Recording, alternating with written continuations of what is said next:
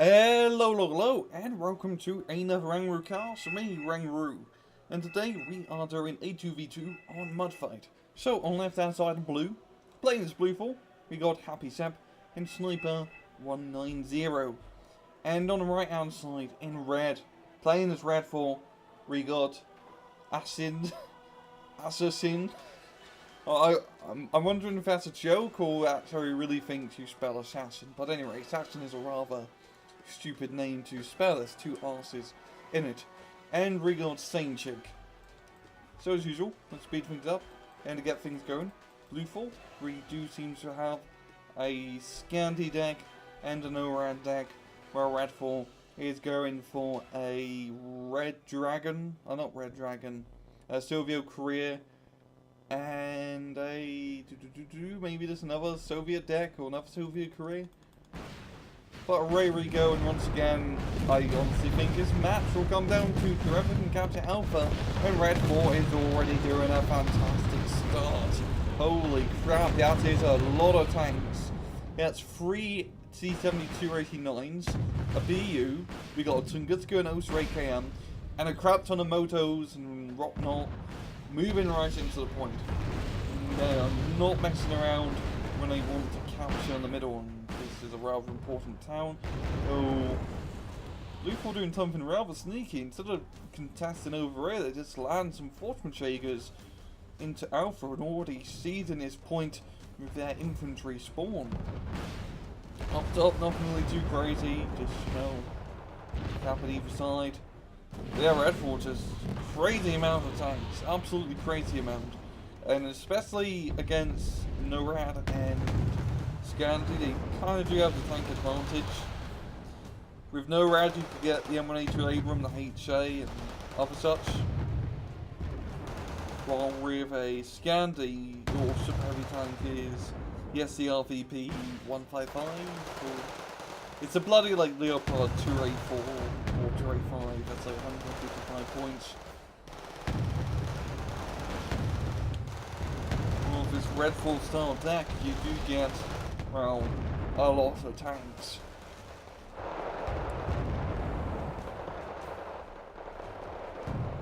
And they do manage to completely capture the center of their town. As Fortmanschlägers move through the forest.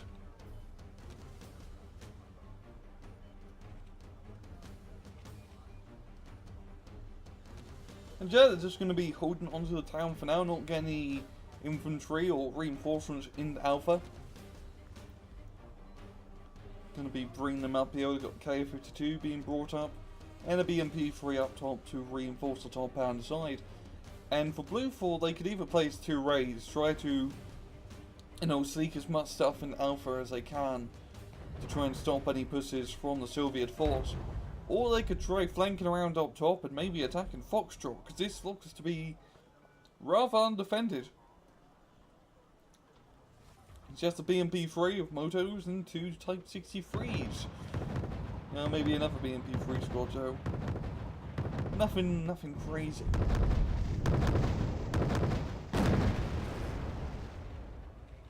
The Fortmanschläger's being forced to fall back as the BMP-1D and the K-52 fire upon it.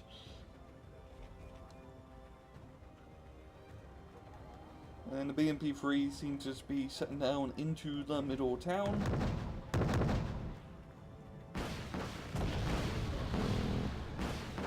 And Tunguska's almost shooting down those airplanes there. Yeah, it does get spotted. There go the motors and BMP-1Ds moving up. And the 1Ds, of course, just completely rack up Fortmanschlägers.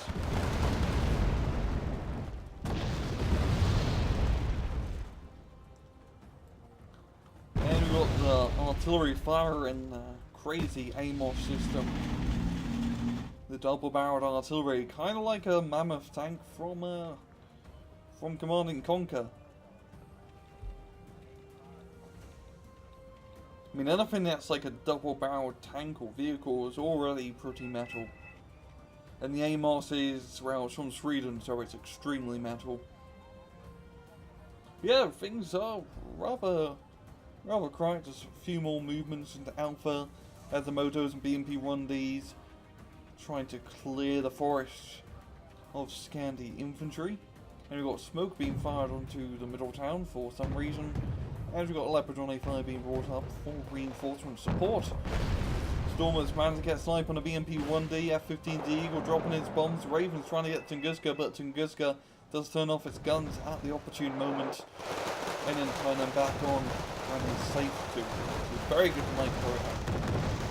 Because the Tunguska's guns, yes, you know, you can get the Tunguska really fully missiles, but the gun on the Tunguska absolutely devastating. Like, it's just dead on accurate, is what I find.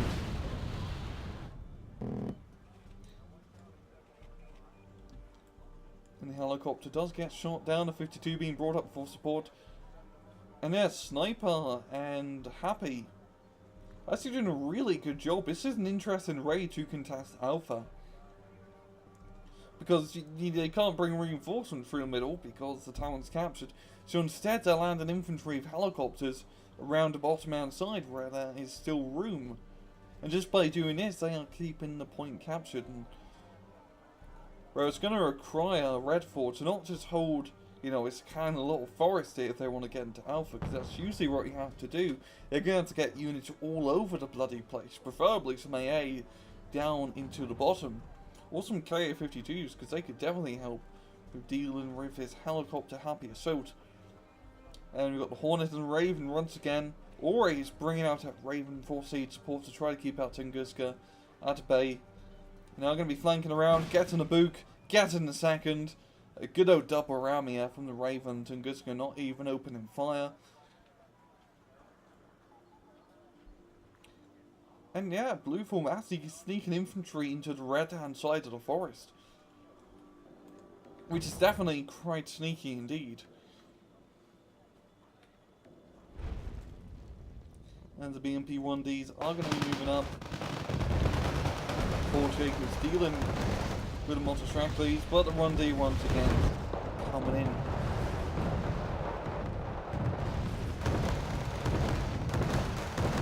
BDVs and BMP3s trying to deal with the Stormers. Yeah, they're not getting any loss. That crazy artillery system, Leopard 1A5 getting hit and killed because, well, Red 4 tanks are scary. I mean, we got 4 heavy tanks in the middle here. They may want to think about, you know, using them to attack into Charlie, because this is a very heavy force. You could do a lot of damage with this. Because right now they're just kind of sitting around doing nothing.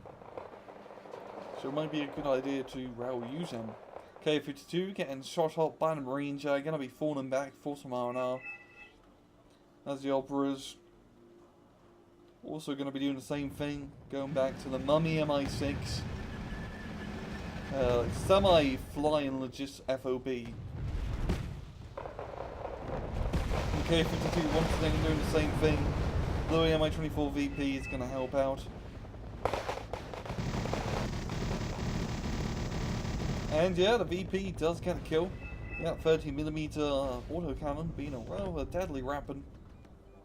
And Blue 4 are going to be doing an assault onto the town. Yo, god damn, that SU-24 Emron knocking out half that assault before it even got near the town. So the Stormers are already in. They're not going to, well, the monster directly aren't going to fare around, but against VDVs, it's a little bit of a different story. They're actually, no, the Stormers are leader, the VDVs are not. Oh, and yeah, I forgot, machine gun free. That's kind of like a force multiplier in any infantry fighting scenario. And yeah, the Stormers are standard? No, they are shot, definitely. I thought they were standard, that's the other Readers infantry. Yeah, the heavy tanks moving up, going to be stopping the reinforcements from getting in this town per usual. It does seem like one does get sniped.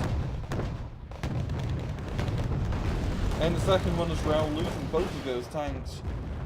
And honestly, what I said from earlier, where they should have moved up, may have not been the smartest idea in hindsight. Because, yeah, you do have that Nighthawk and the F-18A Hornets on standby to snipe anything. Now we've got an M1A2 being poured.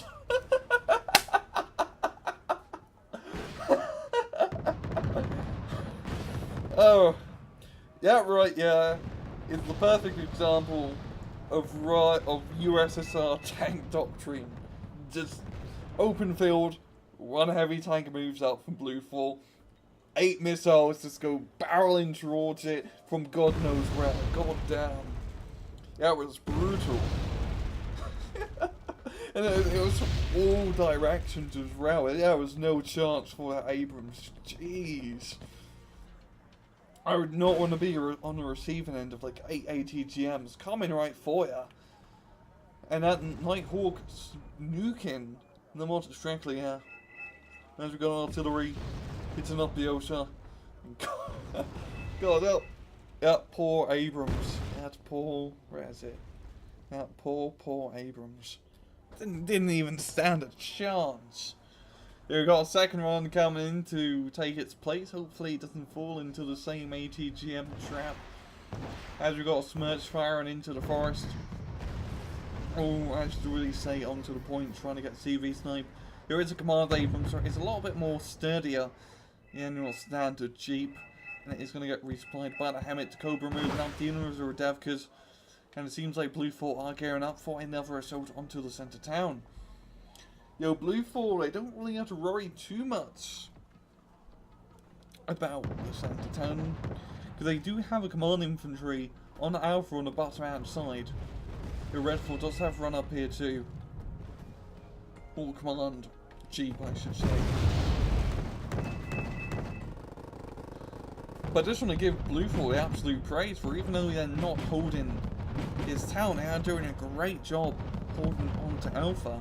Sneaking units around the forest, getting helicopters through the bottom hand side. Very smart plane. They got automatics scattered around, even run all the way down there. Gonna be ready to shoot that SU-24M down. And yeah, it just gets shot down like that. And we got the Atacams. Oh boy, the Atacams. For when you really need something to die.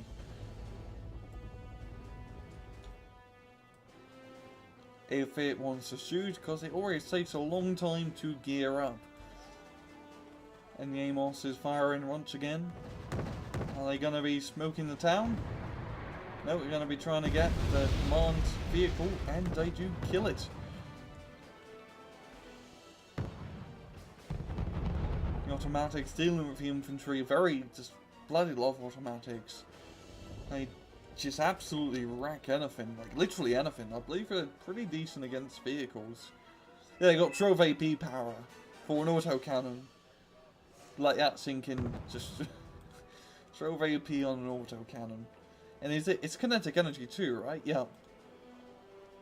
Yeah. I mean, that is what happens when you fit a naval gun onto a tank. And funnily enough, it's Italian, not Norwegian. I think it's.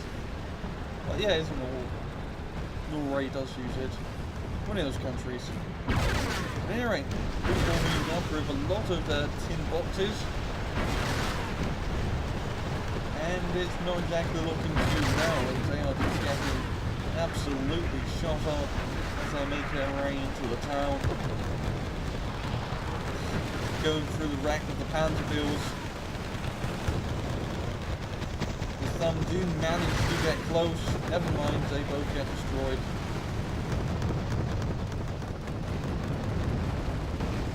And yeah, that didn't fan out all too well.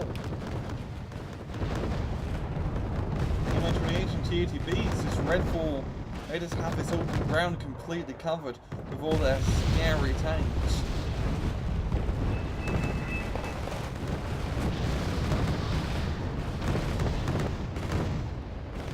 Still holding on to a little corner of Alpha.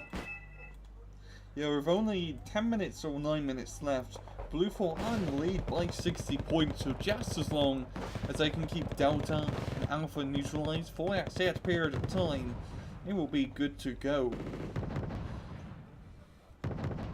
You know, it's still going to be a rather tricky proposition Because, you know, he's at command infantry are rather vulnerable. If they do get spotted, they are going to die very quickly. And Red 4 are making some progress into Alpha, pushing their way through using their fire support vehicles. And even their lovely BTRTs, which both just kind of got killed.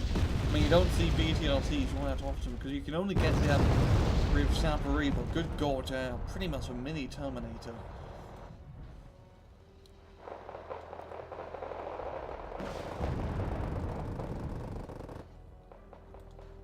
They are making their way through. Fortune Shakers coming in to try and stop this assault.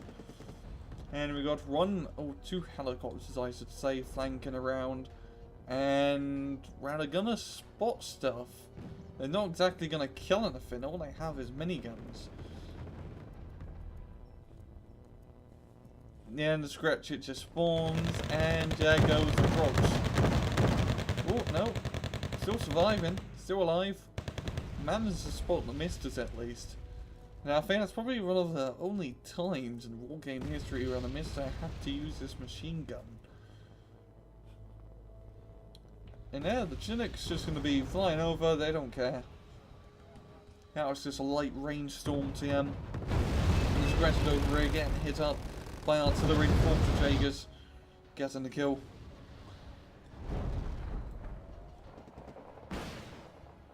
And the Paladin is gearing up. Gonna be counter-battering, trying to hit the Smirch it seems, but to no avail. Blue 4 trying to snipe CV and Alpha, and Red 4 gaining that very small +1 because they do have Delta completely under their control. Just sniping the CV in said point. I think Blue 4, they really want to move up that Commander Abrams to just hold on to Delta for now. Yo, that's not going to be prove all that round. We got two T90Ss moving through the open. And there we go, the F-18 Sea Hornet. Going in, completely sniping a run. And the longbow coming in to deal with the second. There's CRV 103D and a very nice kill in its preferred habitat, the forest. As the longbow flies over, and longbows do what longbows do, and that is kill enemy tanks extremely effectively without prejudice. And the T90S, no T93 actually, facing the longbow rail, as the AA is not close enough to intercept.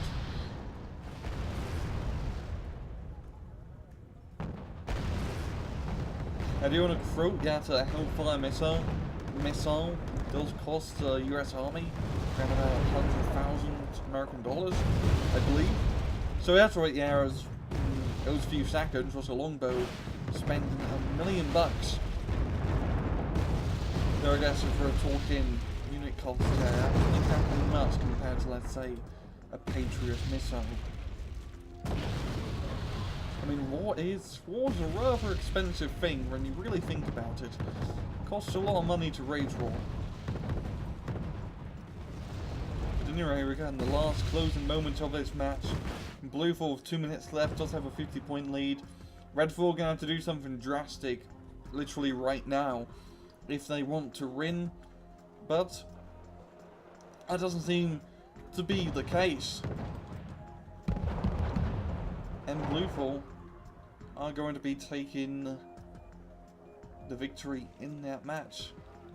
And I'll have to say, that was an absolutely fantastic match. A completely exception to the rule, where if you hold that town, you win. Blue 4 still managed to make it work, even though that town was not theirs. Flanking around the infantry and helicopters through the bottom was absolutely smart, and you know, just making the time to micromanage your units through the forest so you could get in safely with automatics and whatnot. Very good strategy, yeah, from Blue 4 as it's held on to Alpha, and you know, the main reason is just hold on to Alpha. And even though they didn't get the point beforehand, or I should say the town, they still did a really good job, and they managed to hold on to the middle.